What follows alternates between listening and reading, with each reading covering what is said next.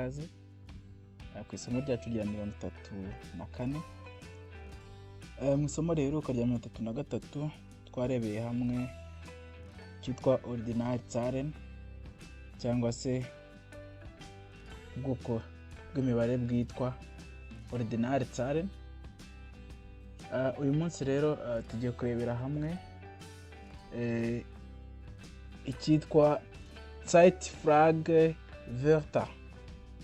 Ni amagambo akoreshwa mu kubaza ibibazo byerekeranye n'igihe. Yego, ayo magambo rero tugiye kurebera hamwe. Lektion 34. Lektion 34. Zeit-Fragewörter. Zeit-Fragewörter ni amagambo akoreshwa mu kubaza ibibazo byerekeranye n'igihe.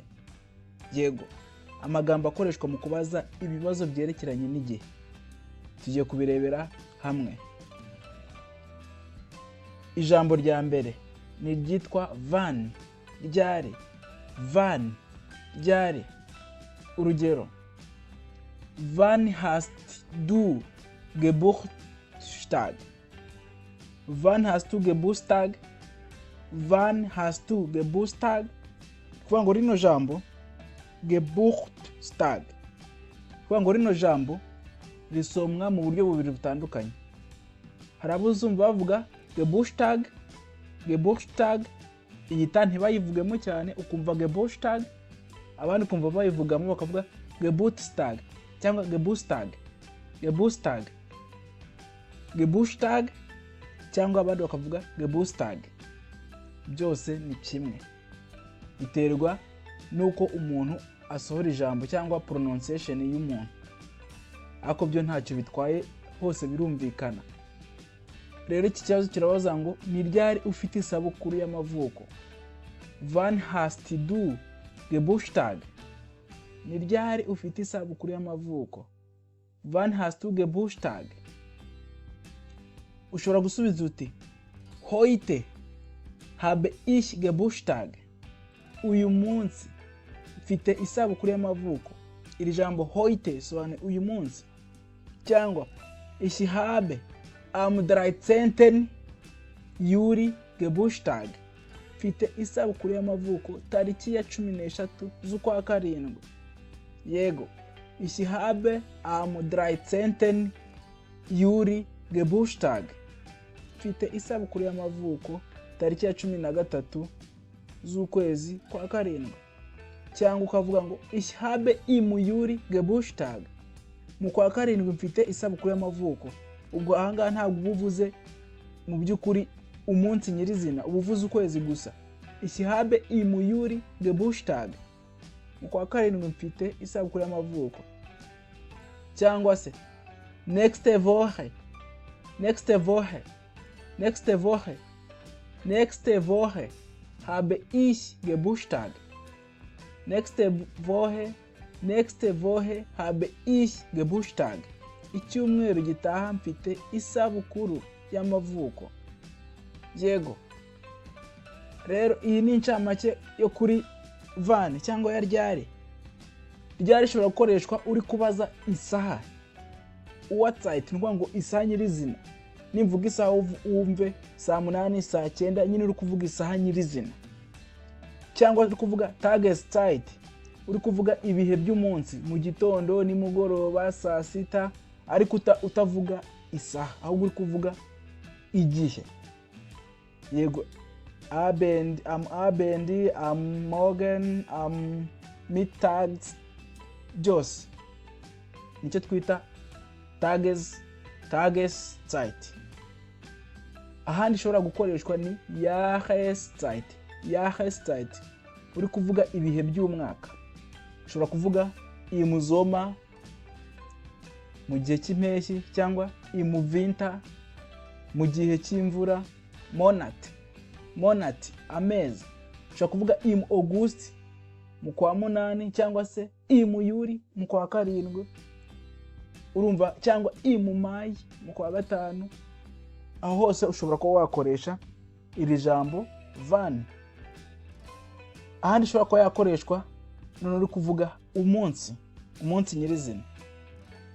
Ushobora kuvuga am Donnerstag, angani kwa kane, cyangwa se am Freitag kwa gatanu, am Montag kwa mbere se, gutyo. Yego. Cyangwa se iri gukoreshwa kuki twita Zeit-Adverbe. Zeit-Adverbe cyo twita ingera z'igihe mu Kinyarwanda.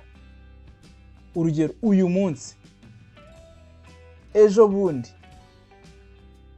ejo hazaza. Icyo gihe ukoresha iyi Wann, icyo gihe Wann nayo ishobora gukoreshwa uri kuvuga ingera z'igihe. Yego. Heute, uyu munsi, cyangwa next Woche, icyumweru gitaha, gutyo. Yego. Tujye ku rindi jambo twita bis wann, kugeza ryari. Bis wann, kugeza ryari. Urugero, bis wann schläfst du? Uryama kugeza ryari. Bis wann schläfst du? Uryama kugeza ryari. Ushobora kuvuga ngo ich schlafe bis 7 Uhr. Ndyama kugeza saa moya. Ich schlafe bis 7 Uhr. Ndyama kugeza saa moya. Cyangwa se bis wann bleibst du in Rubavu? Uzaguma i Rubavu kugeza ryari. Ushobora gusubiza uti ich bleibe bis Sonntag in Rubavu. Nzaguma i Rubavu kugeza ku cyumweru. Mayani magambo ku cyumweru nibwo nzava i Rubavu. Ich bleibe bis Sonntag in Rubavu. Nzaguma i Rubavu kugeza ku cyumweru. Ahangaha niho ushobora kuba wakoresha n'ubundi iri jambo bis. Yego. Urugero, n'ubundi uri kuvuga uwa Zeit, ushaka kuvuga isaha runaka se, igihe runaka cy'umunsi, mu gitondo, saa sita, nimugoroba. Ushaka kuvuga se igihe cy'umwaka, mu gihe cy'impeshyi se, igihe cy'izuba, igihe cy'imvura, igihe cy'ihinga. Yego. Ushaka kuvuga igihe cy'amezi, urabona urugero nka hano bis August. Ushaka kuvuga umunsi, yego, nk'urugero tuvuyeho ko azahaguma kugeza ku cyumweru, bis Sonntag, ko aribwo azahava ku rugero tuvuyeho. Cyangwa se uri kuvuga n'ubundi Zeit-Adverbe cyangwa ingera z'igihe, bis nächste Woche cyangwa bis morgen. Hose ushobora kubikoresha. Irindi jambo ni Zeit-Wann.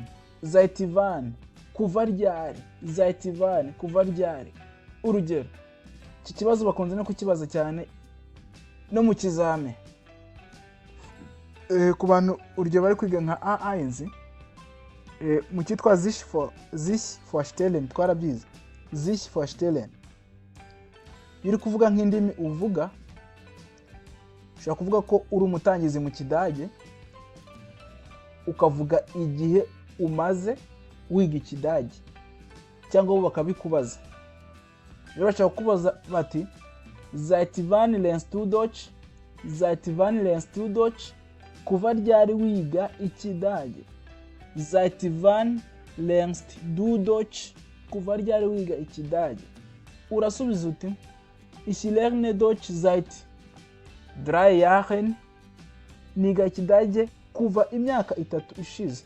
Mwani magambo maze imyaka 3 niga Ikidage. Waba umaze amezi, ubwo hano hari Jahren, usimbuzamo umubare w'igihe umaze wiga. Nimba ari ibyumweru 3 se, nimba ari amezi 3, 3 Monaten, ushyiramo nyine ikijyanye n'igihe umaze wiga Ikidage. Ahangaha ni ushobora gukoresha Zeit-Wann. Yego.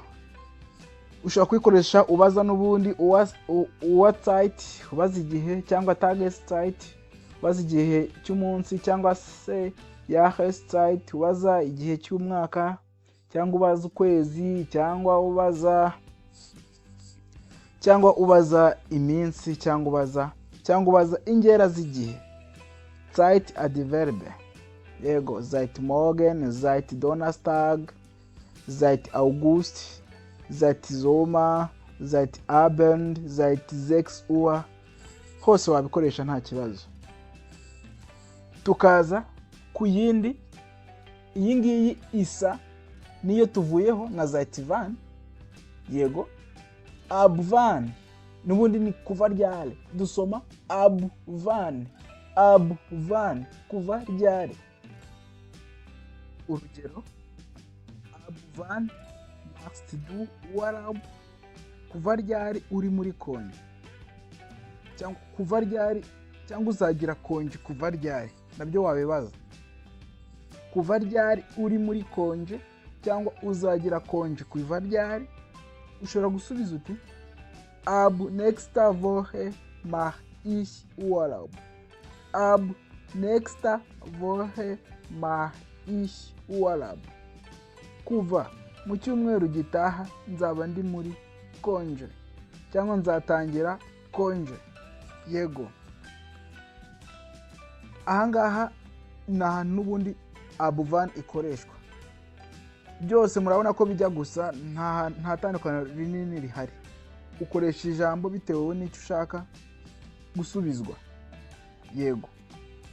Urabona urugero, ushobora kuyikoresha n'ubundi mu gihe cy'isaha, ushaka kumenya isaha nyirizina, cyangwa se ushaka kumenya umunsi, ushaka kumenya igihe cy'umunsi, ni mu gitondo, ni nimugoroba, ni saa sita, ni ryari, cyangwa se ushaka kumenya igihe cy'umwaka, ni mu mpeshyi, ni mu ihinga, ni mu mvura, ni ryari. Ushaka kumenya amezi, ni mu kwa mbere, ni mu kwa kabiri, ni mu kwa gatatu, ni ryari. Ushaka kumenya umunsi, ni ku wa mbere, ni ku cyumweru, ni ku wa kabiri, ni ryari. Cyangwa se ukayikoresha ubaza ingera z'igihe, nka gutya muri kubona hano, ab nächste Woche cyangwa ab morgen, kuva mu cyumweru gitaha cyangwa se kuva ejo, ukajya wavuga ibindi bikurikiraho.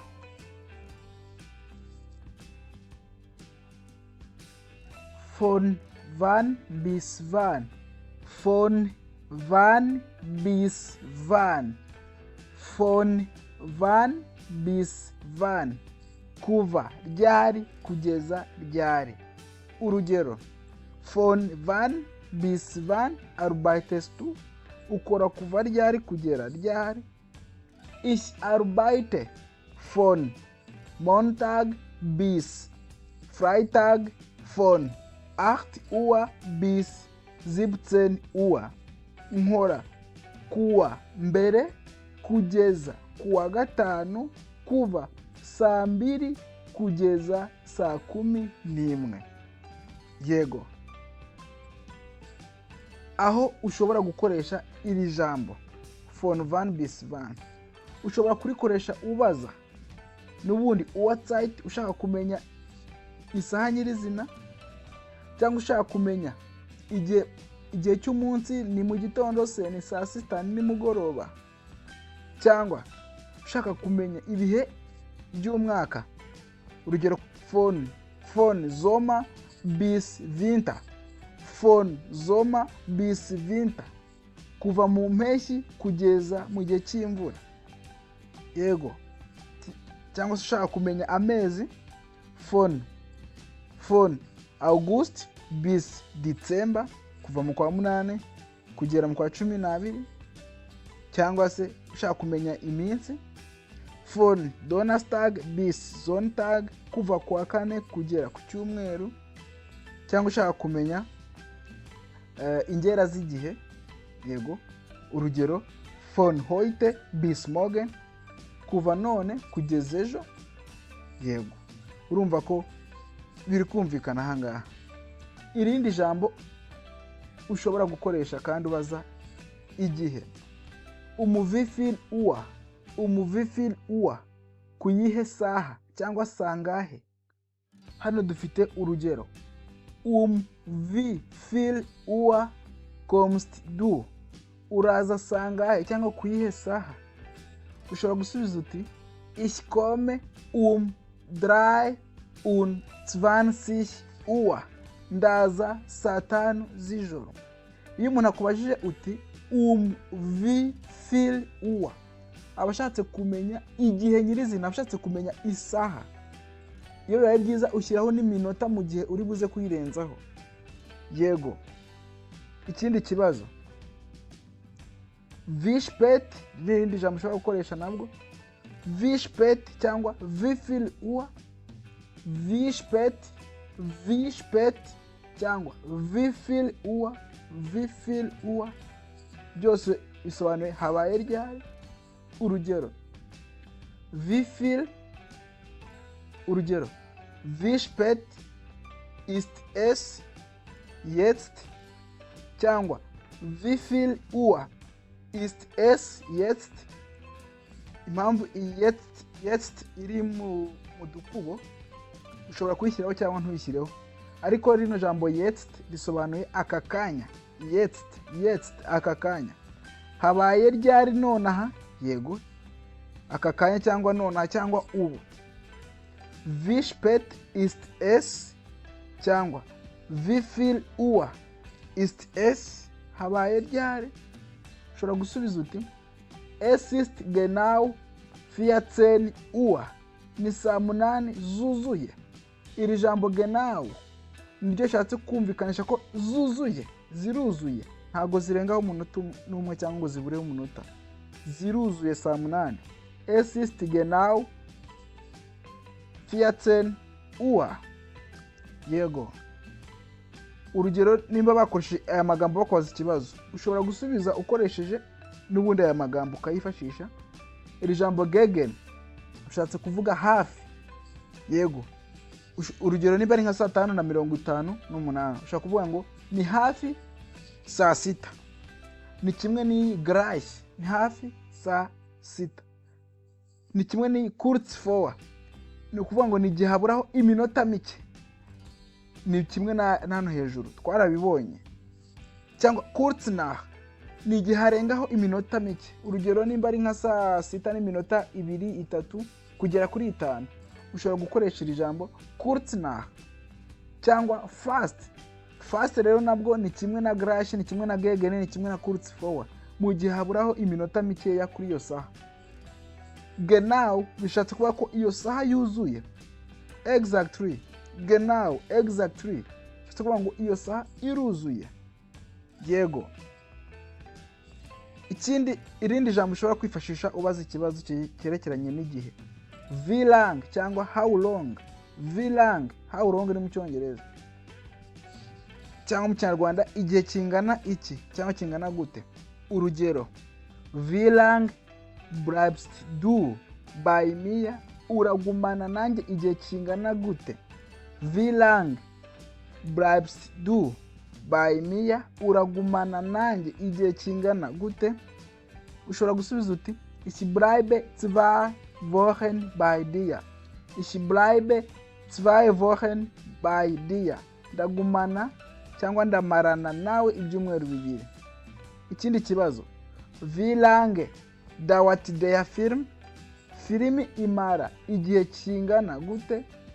Wie lange dauert der Film, urasubiza uti der Film dauert 3 Stunden, filime imara amasaha 3. Yego. Tuze noneho kurindi jambo, wie oft. Wie oft urikoresha uri kubaza inshuro, ni kangahe. Wie often mu Cyongereza. Wie oft ubabaza inshuro umuntu akora ikintu runaka. Urugero, wie oft gehst du ins Kino, ni kangahe ujya muri sinema. Sinema ni ahantu barebera filime, twebwe tuhita mu gasobanuye mu Kinyarwanda, mu gasobanuye. Wie oft gehst du ins Kino, ni kangahe ujya muri sinema. Ushobora gusubiza uti ich gehe manchmal ins Kino. Ich gehe manchmal ins Kino, njya muri sinema rimwe na rimwe. Manchmal, rimwe na rimwe. Yego. Aya ni amagambo ushobora gukoresha. Ima, igihe cyose njyayo. Meistens, akenshi. Oft, ni rimwe na rimwe, ni kimwe na manchmal. selten gake gashoboka cyangwa ni sinjya njyayo, ab und zu ni kimwe na manchmal, ab und zu ni kimwe na manchmal rimwe na rimwe, cyangwa jeden Tag buri munsi, cyangwa jeden Montag cyangwa buri kuwa mbere. Yego, aya ni amagambo ushobora kwifashisha usubiza kino kibazo iyo bakubajije wie oft. Immer, meistens, oft, manchmal, selten, nie, ab und zu, jeden Tag cyangwa jeden Montag. Yego, Zusammenfassung, incamake, Zusammenfassung. Twabonye aya magambo wann, bis wann, seit wann, ab wann, von wann bis wann, wie viel Uhr, wie spät cyangwa wie viel Uhr, wie lang cyangwa wie oft. Ayo niyo magambo dukoresha tubaza ibibazo byerekeranye n'igihe mu rurimi rw'Ikidage. Ich danke euch. Ndabashimiye cyane. Kanda subscribe, usangize inshuti ya video, kandi aho hasi ukande ku gikumwe ushimiye video. Nimba hari icyifuzo, ikibazo cyangwa igitekerezo, ucyandika hasi muri comment kugira ngo twige Ikidage kandi twese tucyumva. Tschüss, auf Wiedersehen, murabeho, tuzongere tubonane.